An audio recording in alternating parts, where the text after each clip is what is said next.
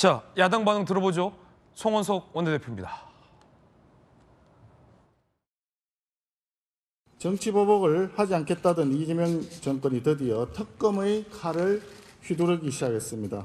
여당 무죄, 야당 유죄, 이것이 바로 독재입니다. 독재 정치가 시작된 것입니다. 우리 국민의힘은 내란 특별법에 맞서서 가칭 독재 방지 특별법을 제정하고자 합니다. 이 법은 22대 국회에서 실패하더라도 23대 국회가 가더라도 꼭 통과시키도록 하겠습니다. 자, 뭐 사실상 정치보복이다라는 얘기 나오고 있고요. 위헌이다, 헌법 부정이다 이렇게 비판이 나오고 있습니다. 박찬대 의원하고 지금 정청래 의원이 전당대회 경쟁 중이라 박찬대 의원 법안만 소개하면 이 경쟁이 형평성에 맞지 않아서 정청래 의원이 뭐 더 센 거 들고 나오지 않을까요? 성춘 부의장님? 뭐 그런 전당대회용으로 법안을 갖고 온다라는 거는 좀 지나친 해석인 것 같고요. 아, 그래요? 예, 그리고 정청래 의원은 본인이 갖고 있는 일단 전국적 인지도나 지지도나 이런 게 있기 때문에 그런 것들을 잘 활용해서 전당대회를 해 나갈 것이라고 보고요.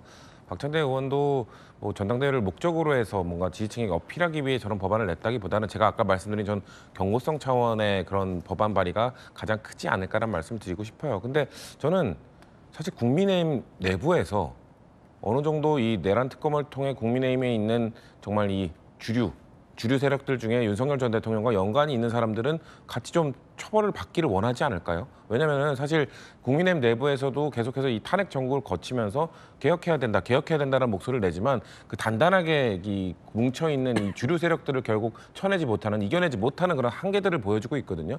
그런 것들 그 사람들 중에서 뭐 그 사람들 전부는 아니겠습니다만 그 사람들 중에 윤석열 전 대통령의 내란 행위에 대해 분명 연관이 있는 사람들이나 이런 아니면 그런 공천개입 의혹과 관련돼서 또 연관이 있는 사람들 이런 사람들에 대한 처벌이 이루어진다면 그 경고했던 그 국민의힘을 옥죄고 있는 그 친윤 세력들이 구주류 세력들이 저는 해체될 수도 있는 것 아닌가. 그렇기 때문에 저는 국민의힘 내부에서 지금 격한 반응이 나오는 거 보면은 대부분 주류들이에요.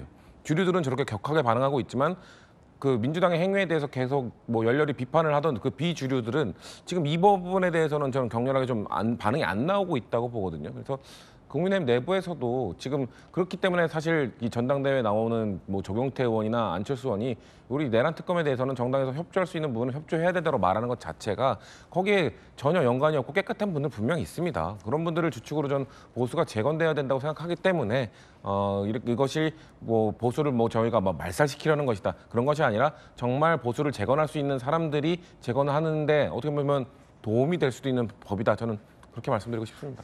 국민의힘이 재건을 스스로 못하니 박찬대 의원께서 나서서 재건을 도와주신다라는 선의의 해석까지 성춘 부의장님이 이 착한 해석까지 전해드렸습니다.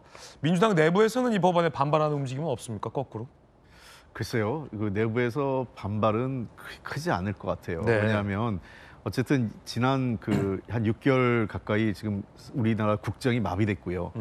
이재명 대통령이 당선되는 가장 큰 힘은 내란 종식, 그 내란 문제에 대해서 확실하게 국민적 심판을 하라는 의미가 더 강했습니다. 그래서 저는 아까 그 송원석 원내대표가 지금 몇 가지 반론을 얘기하는 게 뭐 이게 정치보복이다, 위헌이다 이렇게 얘기하는데 저거 둘 다 이렇게 안 먹힐 거예요. 위헌이라고 하는 거는 나중에 법안 심사 과정에서 논의하면 되는 아주 디테일한 내용이기 때문에 저것이 광고 어떤 프레임으로 작동되지 않을 거고 과연 내란 수사하고 내란 문제를 해결하자는 그 프레임과 이것이 정치보복이라는 프레임을 할 때 어느 게 국민들한테 설득력이 있겠습니까?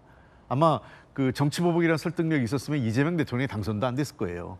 그런 측면에서 저는 뭐 성취훈 이 부의장이 지금 얘기도 했지만 국민의힘이 진작 좀 더 빠른 시기에 사실 그 내란 또는 그 탄핵 문제와 관련돼서 보다 책임 있는 사람들이 이선우 퇴하고 당이 쇄신됐으면 이러한 논란에 빠지거나 민주당의 공세에 어떤 그 아주 어려운 처지에 빠지지 않았을 거예요. 명분을 주지 않았을 그렇습니다. 것이다. 근데 특히 보면 지금 보면요, 소위 비주류 쪽은 침묵하고 뭐 잘해봐라 이런 상황 분위기인 것 같고 친윤 당권파는 지금 각자 도생 분위기예요.